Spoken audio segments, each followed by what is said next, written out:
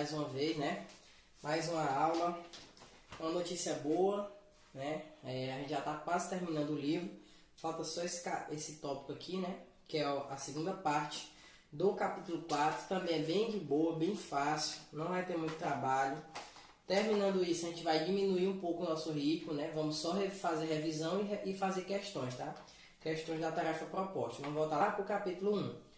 Beleza? Aí eu vou ficar passando questões, vocês vão ficar respondendo e eu corrigindo, tá? E aí a gente vai até o dia do nosso simulado. Beleza? Então vamos lá. Página 85, tá? Características das funções. Bom, o que são essas características das funções? A gente já estudou que para ser função a gente tem que estudar através do diagrama, né? A gente consegue identificar uma função através do diagrama. Então as classificações da função são de 3 tipos, ó. Elas podem ser vou botar injetora por último, tá? Vou botar primeiro mesmo. Pode ser injetora, sobrejetora, ou pode ser bijetora. São esses 3 tipos de função, beleza? Vamos lá. Vou tentar escrever aqui no quadro mesmo, não sei se vai caber, mas não tem problema não. Ó, a gente vai analisar através dos diagramas, beleza? Primeira coisa, para uma função ser injetora, ó, primeiro, vamos voltar aqui para a página 85. Para que uma função exista, você sabe, ó, que eu já expliquei.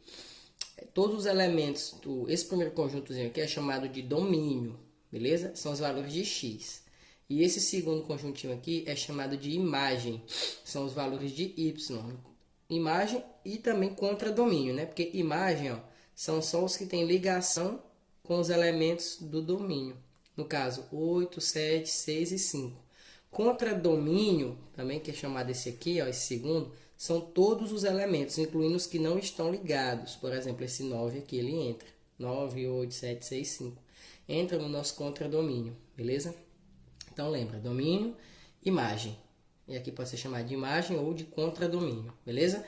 Então, para que uma função exista, todos os elementos do domínio precisam ter uma imagem no contradomínio. Ou seja, não pode sobrar elementos no primeiro diagrama. Como eu estava dizendo, não pode sobrar elementos nesse primeiro diagrama aqui, né? Lembra que eu expliquei para vocês que você pode imaginar esse aqui como o diagrama dos filhos e esse aqui como o diagrama das mães, né? Por quê? Porque não pode sobrar elementos nesse primeiro, você associa com não pode nascer uma pessoa sem ter uma mãe, né? Então, por isso que não pode sobrar elementos. Aqui pode, né? Porque pode ter uma mãe que não tenha filhos, uma mulher que não tenha filhos. Enfim, é só uma analogiazinha que lhe ajuda se você estiver se confundindo, tá? Então, o que pode acontecer? Pode sobrar elementos aqui no contradomínio. Isso aqui é uma função, ó. Isso aqui é uma função. Isso aqui é uma mãe e ela tem vários filhos. Isso pode acontecer? Pode. Então, vários elementos do domínio podem ter uma única imagem. Sim, tá?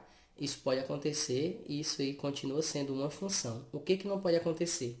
Sobrar elementos no domínio, não pode. E isso aqui não pode acontecer, ó. Um filho tendo 2 mães, não pode. Um elemento do domínio não pode ter 2 imagens, tá? Nunca, jamais. Se isso acontecer, é porque isso aqui não é uma função. Na verdade, o diagrama pode acontecer isso aqui, só que não representa uma função, tá? Porque um elemento do domínio só pode ter apenas uma imagem, beleza? Isso aqui não é exemplo de injetora não, tá, gente? Eu só usei esse diagrama para dar o exemplo, tá? Vou já explicar o que é injetora, sobrejetora e bijetora. Então, gente, entendido isso, quanto que é função e não é função, quando for função, são 3 tipos de função que podem aparecer. Injetora, sobrejetora e bijetora. Ó, vamos lá, página 86. Função injetora. Ó, uma função f definida em A será injetora se somente se elementos distintos do domínio apresentarem imagens distintas no contradomínio, ou seja, imagens iguais somente ocorrem para elementos iguais. O que é isso? Traduzindo, Isso aqui quer dizer que, para a função ser injetora, o seu diagrama, cada domínio tem que ter necessariamente uma única imagem, tá? Ou seja, cada mãe só pode ter um filho. Cada domínio só pode ter uma imagem. Vamos lá, como assim? Ó, vou botar aqui 1 e 2. Aqui eu vou botar 7 e 8. Ó, cada um com a sua imagem, tá? Ó, só cada um tem que ter apenas uma imagem, cada elemento do domínio, beleza? Pode sobrar elementos aqui no contradomínio? Pode, tá? Se isso acontecer aqui, ó, a função é injetora. Cada um tem apenas uma imagem, tá? E sobra elementos no contradomínio, tá bom? Então a função é injetora quando isso acontece. A função é... Antes de falar sobre a sobreinjetora, vamos falar sobre o gráfico aqui da injetora. Ó. Como identificar um gráfico de uma função injetora? Ó, esse gráfico aqui é de uma função injetora. Por quê? Ó? Aqui está dizendo que se você traçar uma linha na horizontal, e ela tocar o gráfico, ó, olha o tanto de linhas pontilhadas aqui, você está vendo? Ela toca o gráfico em um único ponto, quando você traça uma linha na horizontal. Se tocar o gráfico em um único ponto, ela vai ser injetora, tá? O gráfico é de uma função injetora. Por que que isso significa? Tocando em um único ponto, significa que cada elemento do domínio tem apenas uma única imagem. Então, é por isso que o gráficozinho da função injetora, se você traçar retas na horizontal, essas retas que você traçar, ela só vai tocar em um único ponto. Então, essa é uma maneira de você identificar o gráfico de uma função injetora, beleza? Tranquilo, né? Vamos falar agora sobre a função sobreinjetora. Aqui ele traz um gráficozinho, ó, em que as retas da horizontal estão tocando em mais de um ponto. Ó. Por exemplo, essa reta aqui, ó, ela tocou aqui no gráfico, tocou aqui e tocou aqui. Então significa que isso aqui não é uma função injetora, beleza? Vamos falar sobre a função sobreinjetora agora. Uma função f definida de a em b será sobreinjetora se somente se seu conjunto imagem for igual ao contradomínio. Ou seja, se todos os elementos do contradomínio for imagem de pelo menos um elemento do domínio. Pelo menos um, não tem que ser exatamente um. Então observa aqui o 2, ó. O 2, né? Ele está sendo imagem do b e do c. Então, a função sobreinjetora, isso aqui pode acontecer, ó. Um número pode ser imagem de dois elementos, tá? Do domínio. Então, como assim? Vamos botar um exemplo aqui, ó. A e B. Ó, 1 e 2. Vou botar aqui 7, 8. Vou botar um 3 aqui também.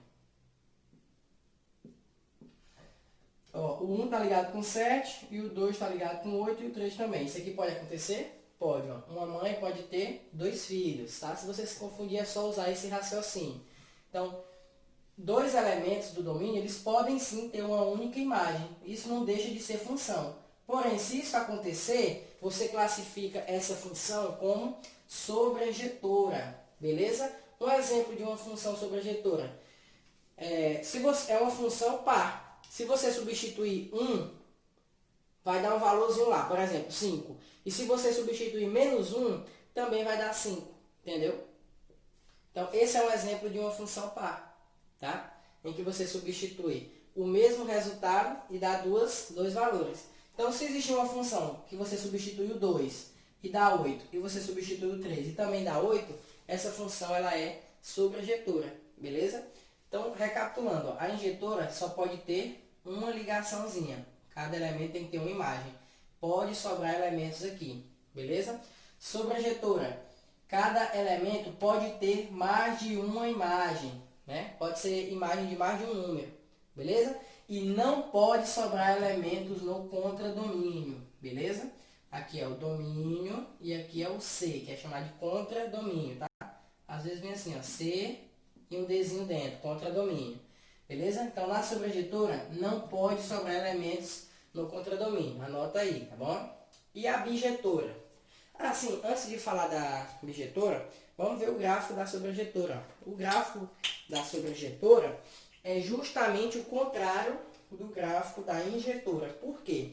Ó, quando você pega o gráfico e traça linhas na vertical, ela toca em mais de um ponto, em pelo menos um, né?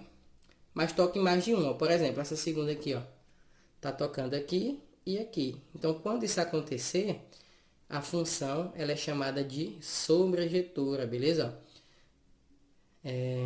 Aí ele falou aqui, ó, no diagrama de flecha visto anteriormente, temos que f de x no exemplo 2, ela é uma função sobrejetora. Aonde tá isso? Aqui, ó, na página 85, ó. Isso aqui é uma função sobrejetora. Aqui é uma função injetora. E essa aqui é uma função bijetora. Vamos lá para a função bijetora para entender como que ela funciona, tá? Acredito que vocês já entenderam a injetora e a sobrejetora. E a bijetora, ó, é a mais fácil. Uma função f de A em B é bijetora se somente se ela for injetora e sobrejetora ao mesmo tempo, ou seja, se elementos distintos do domínio apresentarem imagens distintas no contradomínio e se todo elemento do contradomínio for imagem. Ou seja, traduzindo para o português bem dizido, vai juntar as duas e vai ter características das duas, ó. Qual é a característica da injetora que está lá na bijetora? Cada elemento tem apenas uma única imagem. Tá? Então tá lá, ó. Vou botar aqui 6, ó. 2 e 4. 4 não. E 8. 3 e 10, por exemplo. Ó, cada elemento tem uma única imagem. E qual é a outra característica da bijetora? É que não sobra elementos no contradomínio. Como aqui, tá? Ó, não sobra. Então, a bijetora, ela é a função injetora e sobrejetora, tá? As duas, beleza? A maioria das funções são bijetoras, já que a gente estuda. A maioria. E é isso, é bem simples o conceito, né? Não pode sobrar elementos no contradomínio e cada elemento do domínio tem que ter apenas uma única imagem. Isso é a classificação da função bijetora, tá? Pessoal, o que é uma função inversa? Vamos falar agora sobre as funções inversas. Não é só você pegar a função e virar de cabeça para baixo. Brincando.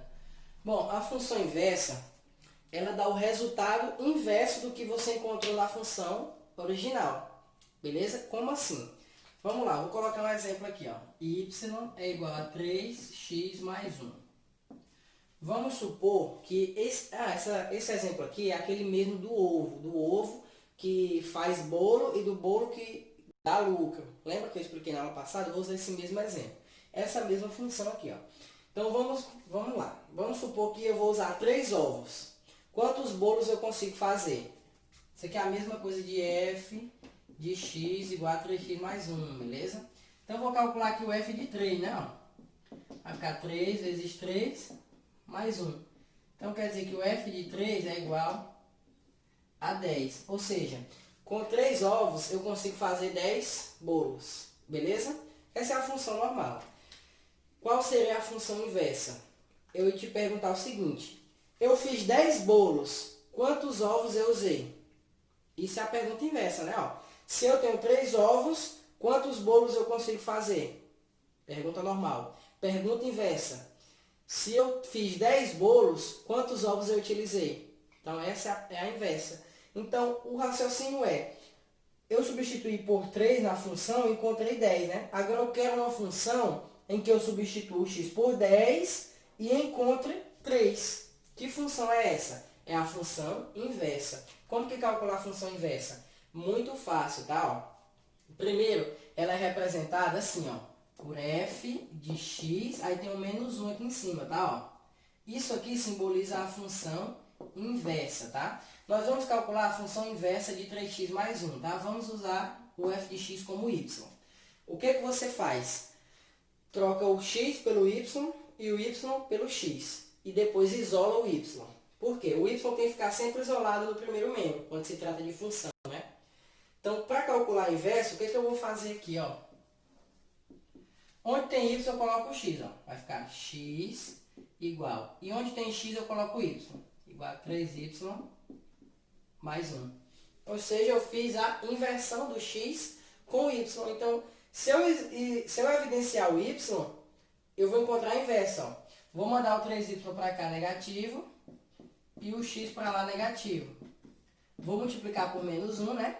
Vou ficar com 3y igual a 1, igual a x menos 1. Encerrando, a minha inversa vai ficar y igual a x menos 1 sobre 3, ó. Como eu calculei a inversa, então vou botar aqui, ó, x menos 1 sobre 3, ó. Essas aqui são as inversas, ó, a função normal e a função inversa. Essa função aqui eu utilizo trocando x, sendo que x é a quantidade de ovos e eu encontro a quantidade de bolos. E essa aqui é a inversa dessa. Então, se eu trocar o x por 10, eu tenho que encontrar o resultado 3, né? Porque o x agora na inversa está representando a quantidade de bolos. Então, vamos ver se é verdade mesmo, ó.